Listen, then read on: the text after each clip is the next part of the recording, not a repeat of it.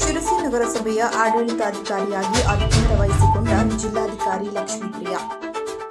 ನಗರಸಭೆಯ ಹಿಂದಿನ ಆಡಳಿತ ಕಮಿಟಿಯ ಅವಧಿ ಮುಗಿದಿರುವುದರಿಂದ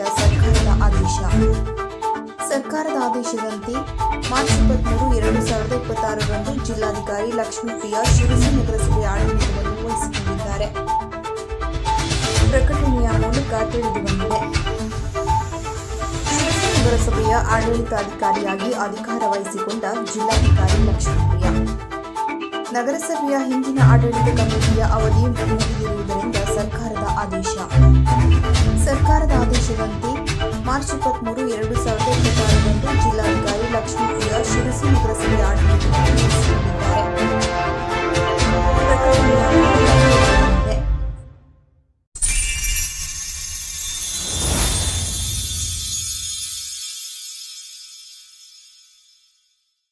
ಕದಂಬ ನ್ಯೂಸ್ ಫಸ್ಟ್, ನಿರ್ಭೀತಿಯಿಂದ ನಿಮ್ಮ ಪರವಾಗಿ.